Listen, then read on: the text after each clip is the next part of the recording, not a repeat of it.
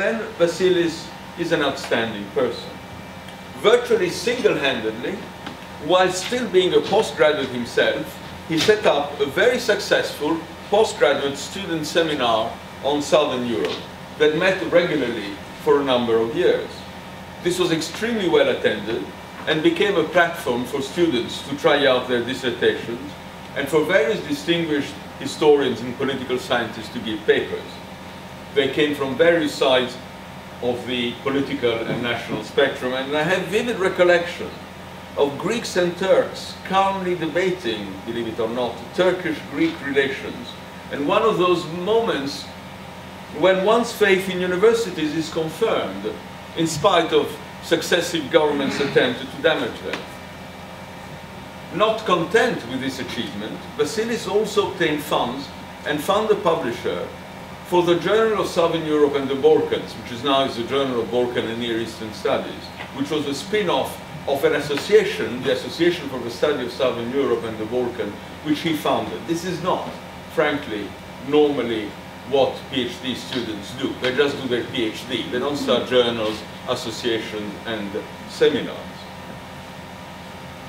The journal is a successful journal. It is peer-reviewed. It is thriving. It boasts a distinguished editorial board. Vasilis, tirelessly as ever, branched out into international relations while keeping up with his expertise on Southern Europe. His book, Zones of Conflict, deals mainly with US foreign policy and was described as a vigorous and challenging contribution to one of the most important debates of our time. The book, translated into various languages, confirmed his shift to international relation and high diplomacy in a part of the world which extends beyond the Balkans, to include some of the former states of the USSR bordering or near the Caspian Sea. His successive work, The Fall of the American Empire, Global Fault Lines and the Shifting Imperial Order, written with Professor Gokai, linked US foreign policy, anti-terrorism and the issue of oil supplies from the Caspian Sea. And a few years earlier he had published, also with the same co-author, The New American Imperialism. This, Vasilis, is a very hard-working man with an enviable stamina, who has the uncanny ability to attract funds, launch conferences, and involve people in various projects. He combines serious scholarship with amazing entrepreneurial skills. He was the main architect of a new Master in International Conflict at Kingston University. He made a significant impression at Stirling, where he went after Princeton, as he did at the universities of Piraeus and later at Richmond University. And I have no doubt he will bring distinction and international prestige to the University of East London. University of East London, this is a very good catch. Congratulations. The importance of his general field is manifest. Not conventional diplomatic histories of the Balkans, the USA and the Mediterranean, but work that straddles the divide between domestic competitive politics, economics, and international relations. His most recent work, written with Dimoulas, published by Palgrave, is of great topicality. Greece, Financialization and the EU. The inaugural lecture you're about to hear is a fascinating attempt to explain the Greek crisis in the wider context of Greek history and the wider global context of the current crisis of the world's economy. Vasilis' work has been translated into more than 10 languages, including Chinese, Japanese, Turkish, Italian, Slovene, etc. He contributes to newspapers from Istanbul to Lahore, from New York to London. He has lectured and given papers at universities in Istanbul, St. Andrews, Ottawa, Izmir, Sheffield, Banja Luka. I had to look that one up. It's the university in the Republic, Zberska, which is the Serbian enclave within Bosnia. He's lectured at New York, Washington, Oxford, the LSE, and so on, and also at foundations such as Chatham House and the Friedrich Ebert Foundation. And to have been Vasilis' supervisor, I must say, has been one of the satisfactions of my academic life. Vasilis.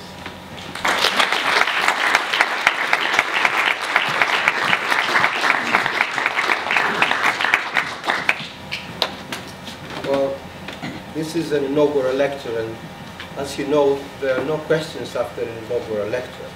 and presumably once you prepare your inaugural lecture, you must be stress-free because you have no questions to answer. Yet, believe me, this was one of the most stressful lectures I've ever prepared in my life. I've written it down. I usually, as my students know, I don't read out the paper when I give lectures in classes. And I've written my lecture down, so I have to read it out. Now, I must start by saying that I am immeasurably indebted to Donald Sassoon, whose writing and advice for more than 20 years now, in fact it traces back to 1992, have left an indelible mark on my work.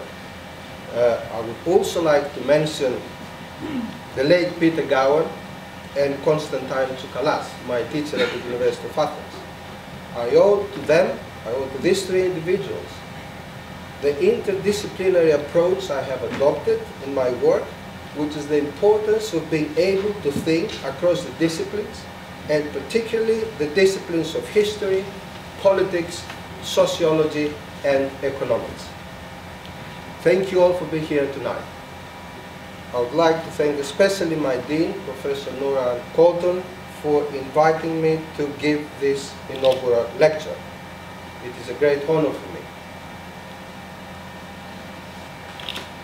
In February 1947, and in front of a group of prominent senators and General George Marshall himself, Under Secretary of State Dean Acheson gave a passionate speech explaining why the United States must intervene in Greece, which was at the time ravaged by a bloody civil war between communist and nationalist forces. I quote Dean Acheson, one of the architects of America's grand strategy after the Second World War. If Greece fell like apples in a barrel infected by one rotten one, the corruption of Greece would infect Iran and all to the east. It would also carry infection to Africa through Asia Minor and Egypt, and to Europe through Italy and France, already threatened by the strongest communist parties. End of the quote. Acheson's unusual call opened the way to the Marshall Plan, as we know, for the reconstruction of Europe. Greece was Acheson's template of European crisis, and fixing Greece meant fixing Europe. For more than 4 years, Greece and Europe have been bleeding. As in 1947, Greece is worst of all. The country's GDP has contracted by 25% over the last 4 years. Unemployment shot up to almost 30%, and youth unemployment is currently over 60%. Class polarization is visible, and the political system born after the fall of the colonials in 1974 has effectively collapsed. In October 2011, then Greek Socialist Prime Minister George Papandreou made an unusual international call for help and threatened to put into a referendum the country's membership to the EU. Yet, no analogous plea since Acheson was made by an American official or any other ally. There was no America to help, and there was no Marshall aid, only IMF and European Central Bank loans with usurious interest rates. So what happened? Has Europe or Greece lost their significance for the United States? I don't think so. America needs Europe today more than ever before. But then, what is the problem? I argue that the United States today is no longer the credit power it was in the 40s and 50s, and that is why there is no Marshall Plan on the table for Europe and for Greece.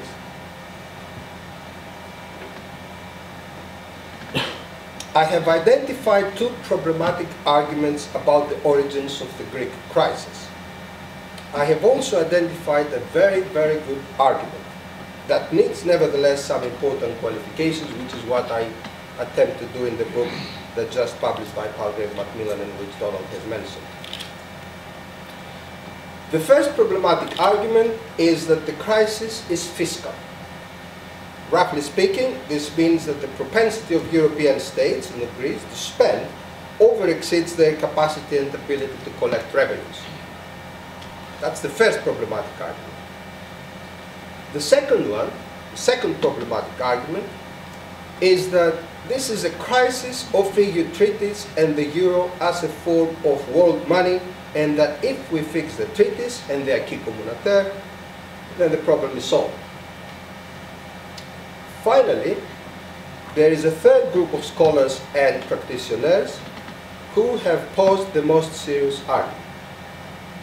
In the words of Martin Wolf, chief economics commentator of the Financial Times and celebrated financial journalist, I quote Martin, "This is a typical balance of payments come financial crisis, and the fact that Greece was the first into trouble gave weight to the view that the crisis was fiscal." However, none of these arguments, including the third one, focus on the historical and geopolitical origins of the Greek crisis, identifying the actors behind it. And none of the arguments presented above places the crisis in a truly global context. I argue that this crisis is a symptom of a wider global systemic crisis bound up with the crisis of what I call, and many others, neoliberal financialization, and the slow and protracted, yet steady and observable power shift to Asia and other emerging economies. The provenance of the financial crisis which hit the Anglo-Saxon economies in summer 2007 can be traced back to the 70s. This was the decade of two oil shocks, stagflation, stagnation accompanied by inflation, and collapse of profitability in the real economic sector, and fundamentally, President Nixon's decision to get rid of the gold fetter. I think this is paramount. The end of the gold-dollar parity and of fixed exchange rates unleashed financialization in historically unprecedented ways. Unlimited credit expansion and financial flows, accompanied by massive growth in the volume of global trade and foreign direct investment, especially portfolio investment, asset management activity, mergers and acquisitions, and extreme speculation in currency and derivatives market. Oil trade has been peculiarly dollarized. What is hiding behind the term globalization, I tend to believe, is in fact the process of extreme financialization, that is activity of unfettered, uncommitted capital. Capital which is not conducive to real commodity production. It is uncommitted, fictitious capital. In the indebted West today, the real economic sector has receded, giving way to fictitious capital activity, speculative arbitrage, services and consumption of all sorts, which are prone to boom and bust cycles, consumer indebtedness, and extreme volatility and risk. Financial capital has generalized indebtedness, and financial capitals and generalized indebtedness have permeated the daily life of Western citizenship. I give here an example of financialization, which is I got from the Board of Governors the source of the Federal Reserve System, outstanding consumer debt as a percentage of disposable income. That is data concerning the United States. Financialization is the first big transformation that started in the 70s. The second massive transformation of social and political relations goes under the name of neoliberalism. For some, overcoming stagflation and the fiscal crisis of the state in the 70s entailed the following. The welfare state must be retrenched, labor markets, banks and finance should be deregulated, and state enterprises should be privatized. State elites, whether on the left or of the right, abandon Keynesianism, giving way to supply-side economics. Essentially, neoliberalism and financialization were the responses of the West to the profitability crisis of the 70s. Yet, the failure of this strategy to restore profitability and growth has been spectacular. In addition, it has failed to arrest the slow and protracted decline of the Western core as a whole. These are rates of profit in one part of the real economic sector, in manufacturing, in the three major poles of Western core, USA, Germany, and Japan. The data here is from a secondary source, a very reliable one, Robert Brenner, the key proponent of this rate of profit argument in the field of international political economy. You can see here how rates of profit went down, and the attempt to move outside of this problematic economy was basically to financialize and adopt neoliberal supply-side economics. So, the slow decline of the core goes hand in glove with the complex ascendance of China and other emerging economies, especially after the end of the Cold War. China dominates the world market in rare earth elements, which is a class of minerals that are essential for electronics and computers, and has become the second largest economy in the world. It overtook Japan in February 2011. China has become the engine driving the recovery of other Asian economies from the recessions of the 90s. 3 weeks ago, our Chancellor of the Exchequer, George Osborne, rolled out the red carpet for Chinese banks looking to expand in London, making the city a significant Chinese offshore banking center. China has already captured a large share of Africa's oil and minerals market and dominates the textiles industry in Latin America. China and India produce a combined total of more than 500,000 engineering and science graduates per year. The respective numbers for the United States is 60,000. Although financialized and integrated into a global economy in which the dollar remains the key reserve currency, the real economic output of the so-called BRICS is healthy and their debt level very low.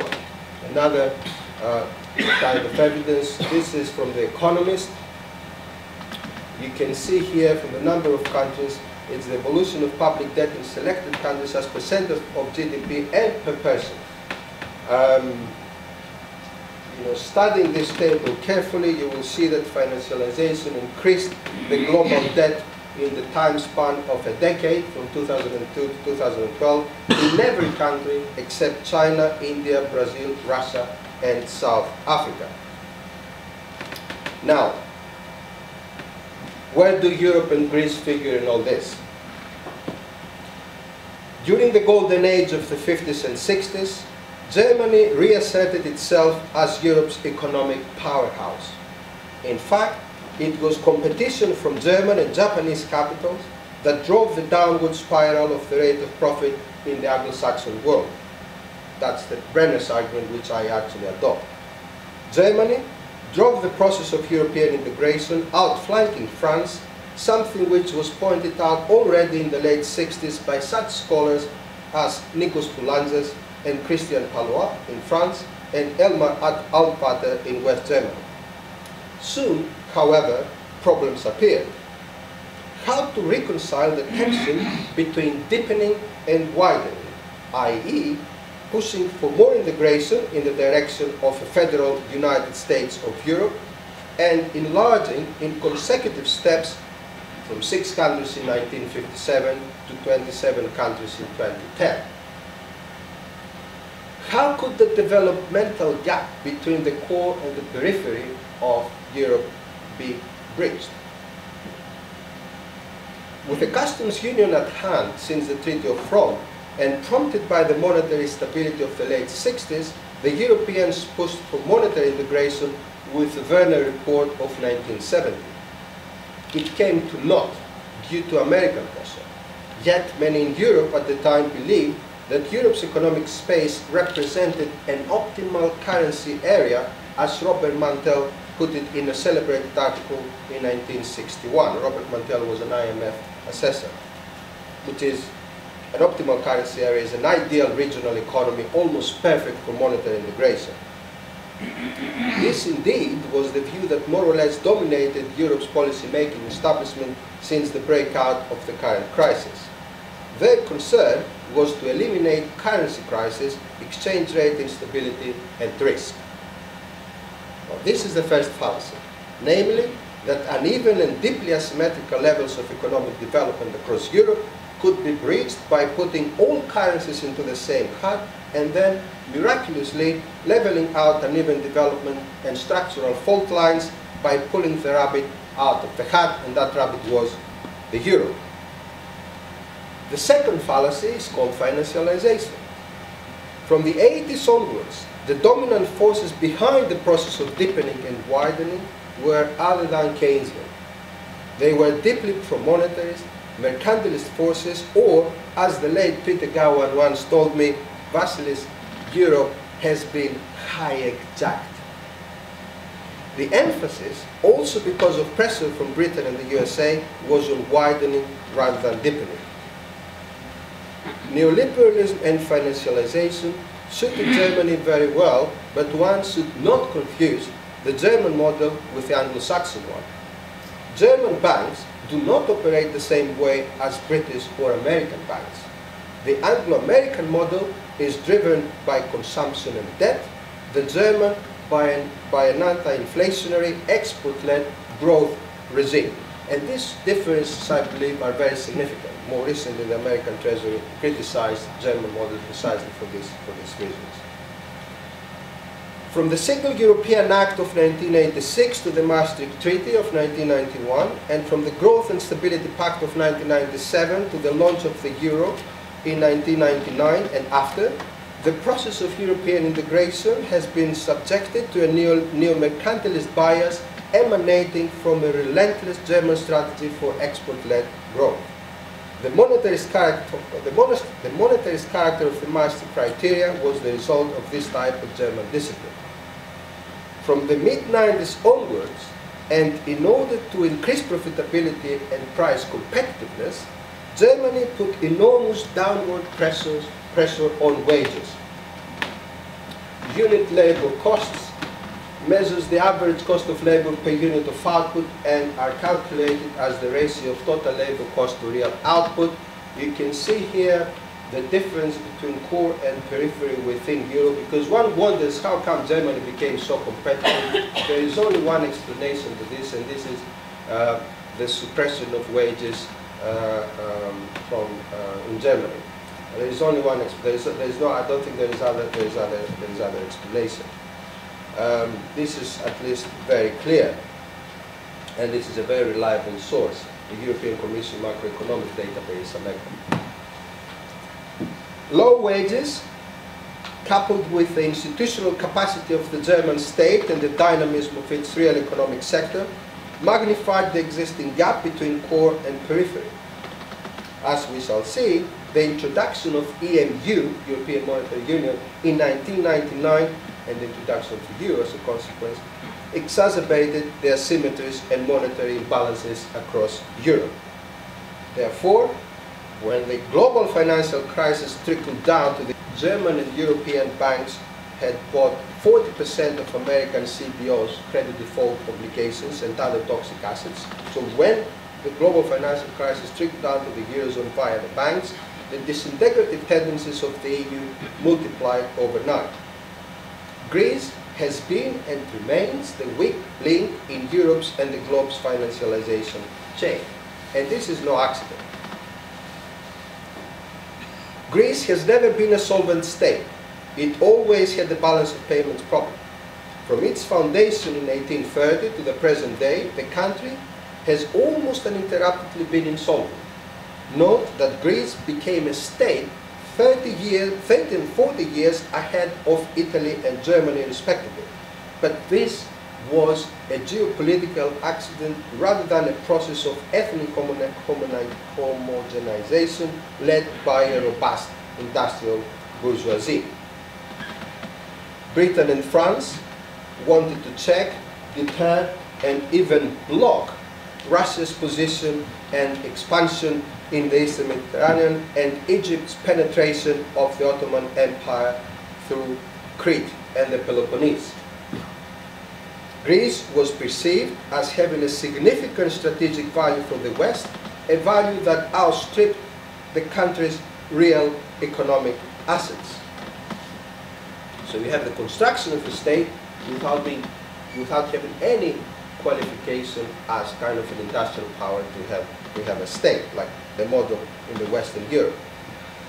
So even before the foundation of the Greek state, the Greek elites fighting the Ottomans had declared bankruptcy, if you believe that. They could not finance their struggle against the Turks. Greek elites mortgaged the future land as a collateralized debt obligation for the foreign loans received. The origins of the debt in that respect were political and strategic rather than purely economic. These are the bankruptcies of the Greek state uninterruptedly from the 1820s to 1930s. So this is what I call Greece's DNA. A dependent, subaltern state in the periphery of the West that always lags behind the economically and technologically advanced core, yet because of its position on the map, the country has always had a significant geostrategic value. This is the country's major fault line, which is very difficult to map out, indeed very difficult. I will try to do exactly this. I've argued earlier that the German model of growth differs from the Anglo-American one. The former is based on a relentless pursuit of export-led growth and anti-inflation bias, whereas the latter is based on consumption and debt-driven growth. These are the two major templates across the European Union, although I'm sure there are more complex cases, such as that of Italy, for example. Greece potentially offers a third template against which other periphery capitalisms within the Eurozone and beyond might be possible to be measured. I call this template subaltern subordinate financialization. Countries of the periphery recycle the financial surpluses of the core, especially of Germany, increasing their indebtedness, all the while sustaining Germany's monetary supremacy in EMU conditions and Germany's competitiveness vis-à-vis Asian and US capitals. So let me explain this process. Greece's economic and technological progress has always lagged behind the developed core, presenting a chronic balance of payments problem. This is a structural, historical problem. But one must also be able to identify the agency perspective here. If the country imports more than it exports, then the deficit country has an overdeveloped layer of the population, which is the big import consortia that some scholars, such as André Goudet-Franck, called comprador bourgeoisie. Franck's case study in the 60s and 70s concerned Latin America, but our research indicates that this is also pretty much the case with Greece. The comprador element has been the dominant social class in Greece throughout its history. It overwhelmed a weak civil society and co-determined decision-making and corrupt practices at the state level. But this element was in cahoots not just with the Greek government, but also with foreign powers and big business upon whom their welfare and comprador profits had been dependent. This is what makes Greece a dependent, subaltern country in the global division of labor. But Greece has been lagged behind also from a different perspective. During the golden age of capitalism in the 50s and 60s, the Western societies experienced high wages, low inflation, almost full employment, and sustained welfare and growth. Yet Greece saw nothing of this. The policy of its central bank was monetarist. Supply-side economics prevailed, and large sections of the population were excluded from democratic politics due to a crackdown on the left in the wake of the Civil War. When political democracy was restored in 1974, and after 7 years of dictatorship, the right-wing government led by Constantine Karamanlis launched a Keynesian program that clashed head-on with the prevailing international trend of neoliberal financialization. The same Keynesian policy of aggregate demand expansion was pursued by Karamanlis' socialist successor to power in the 80s, Andreas Papandreou. Whereas everywhere in Europe and the West, supply-side economics became the norm, except perhaps only in Scandinavia, not even socialist France under Mitterrand could fight neoliberalism, Greece kept expanding its public sector, augmenting its borrowing requirement. One important source of the Greek debt today lies in the failure of Papandreou's cabinets in the 80s to arrest its current account deficit by 2 consecutive devaluations of the drachma, Greece's national currency at the time. Another is the massive domestic and external borrowing through which Greece's welfare state and nepotistic appointments in the public sector were financed. So instead of financing the welfare state via taxation, which is the norm in the West, the welfare state was financed via external and domestic borrowing. So this is Keynesianism a la Greca, as I call it. So Greece enters the constellation of neoliberal financialization in the mid-90s, that is at least 15 years later than most countries of the core and after the collapse of communism in its northern borders. Many at the time rushed to argue that Greece had lost its geostrategic significance for the West and the country could plunge into its debt and go bankrupt. The prediction was wrong. Greece was very useful in the overall scheme of things, both for NATO's and EU's processes of fiscal enlargement. As Greece entered neoliberal financialization in the second half of the 90s, after the death of Andreas Papandreou, it became a significant launching pad for the financialization of the Balkans and the Near East. Let us pause for a second to consider this very important table showing Greece's financialization, showing Greece's financial penetration into the region. This is the activity of Greek banks in 2010, that is on the eve of the country's collapse. You can see asset value use. Greece at some point was the second major investor in the Balkans, in the Balkans in particular, after Germany. In most of the countries were actually #1 investors, such as in Serbia or Romania. Even in Turkey, look at the number of ATMs machines in Turkey. Now, is this Greek imperialism in the region? Not at all. The Greek banking sector was and is completely dominated by foreign assets. More than 82% of the shares of Greek, quote-unquote, banks are owned by foreign individuals, insurance funds, and other EU banks. This is one of the findings of our book, one of the major findings of our work. Only 15% are owned by Greek interests. Therefore, one conclusion seems inescapable. The neoliberal financialization of Greece from the second half of the 90s onwards served the war of core capitals and states of Europe, and above all, served Germany's expansion agenda to Eastern Europe.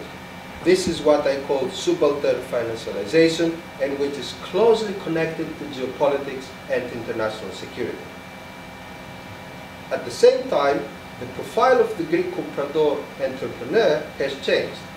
In the main, they now borrow heavily, taking advantage of favorable interest rate regimes in order not just to finance the import of real commodities, but importantly, to mediate in importing fictitious commodities. Greece's financialization is completely subordinate to the speculative activity emanating from the core. Greece registered high growth rates in the early 2000s, but this growth was debt-driven, i.e. based on borrowing and consumption. With the monetary union, within the monetary union, Greece and other periphery countries became more and more uncompetitive in the face of Germany's economic engine. Here I have two graphs showing why the current Eurozone crisis is a balance of payment crisis, although in the case of Greece, one needs to factor in the fiscal problem. You see, Spain has received a bailout, Ireland has received a bailout, but look, these two countries in particular have a healthy fiscal situation. Even Germany has problems, fiscal problems. Italy has, of course, a fiscal problem. Greece has a massive fiscal problem. But again, if we move to the following graph, you will see clearly why the Eurozone crisis is a balance of payment crisis. It's not primarily a fiscal crisis. It's a balance of payment crisis. Look at this. Especially from 1919 onwards, you will see how Germany's position within the Eurozone increases and finds itself in an amazing, with amazing surpluses, which actually recycles, which create the debt of the periphery. Even France starts having problems after the year 2004, in fact. So growing and growing and growing.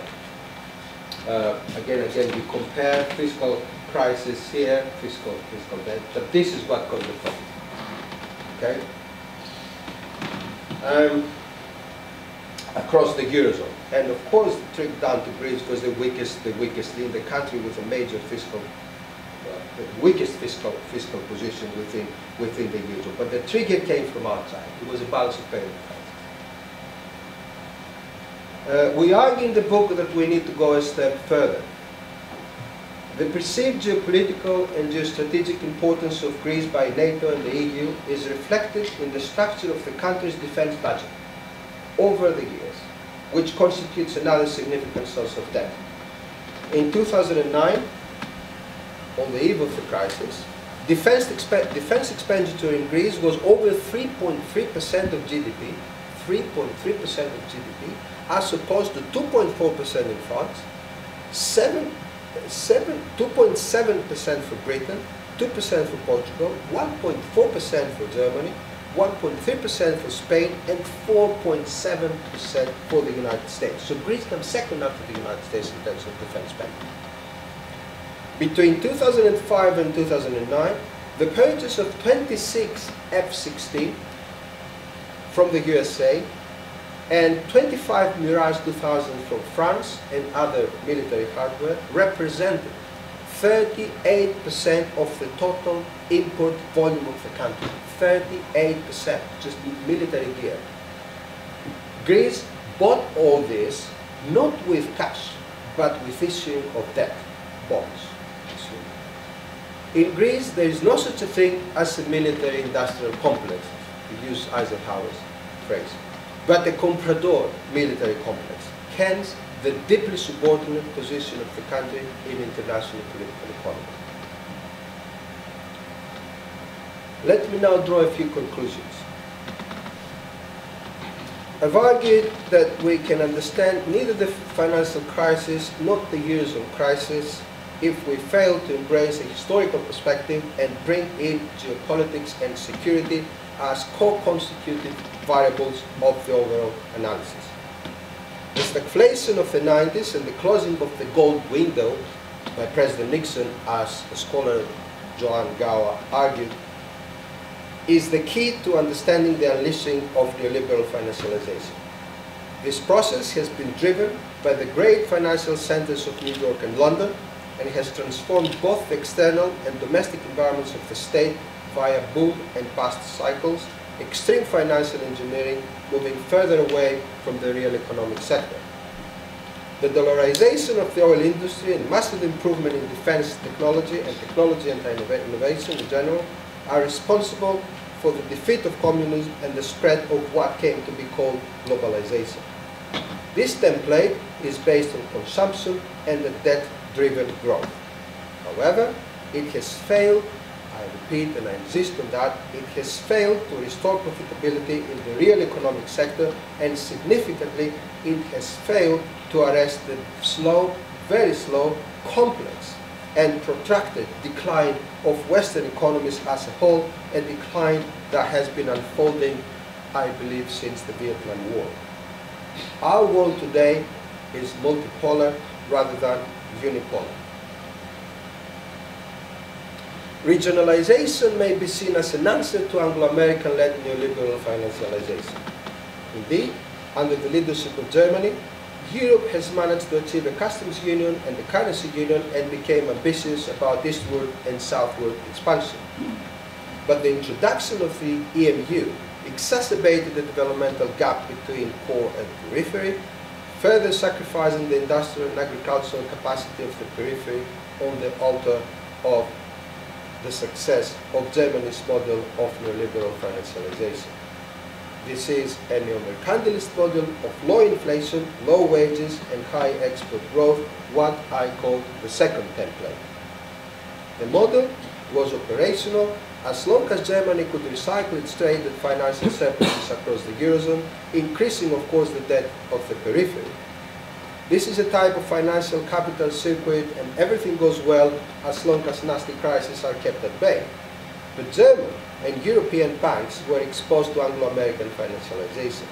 When the global crisis hit the German banks spreading the crisis to the periphery, the recycling of surpluses was interrupted, and Germany began exporting to other periphery states not just cars, but also severe austerity.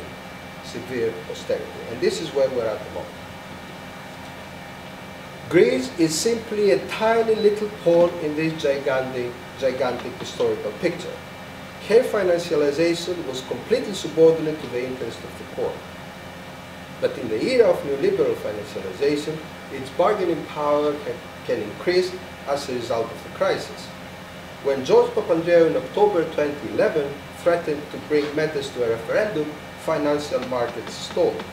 No one really knew exactly who held the mass quantities of Greek debt.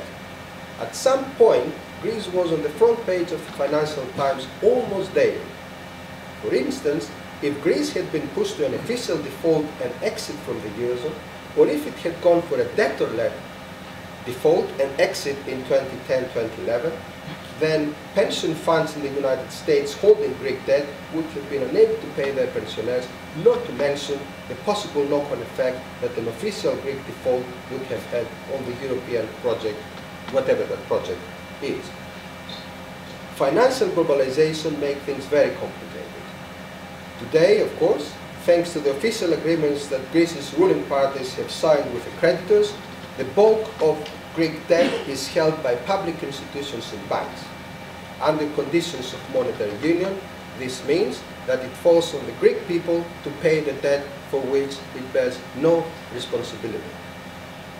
I have shown that the Greek debt crisis is not a fiscal crisis, but rather and primarily a balance of payment crisis caused by the recklessness of external and domestic elites. I have called the domestic elites a comprador class, which has not just repeatedly failed to catch up with the core, but also has led the country to its current malaise. Whether importing real commodities, for example German BMWs, or fictitious commodities, for example insurance, these idiosyncratic elites do not serve the cause of economic development and growth, let alone catching up with the Western core, and it is this social class which is the main tax evader. German imposed austerity on Greece and Europe is decimating the middle classes.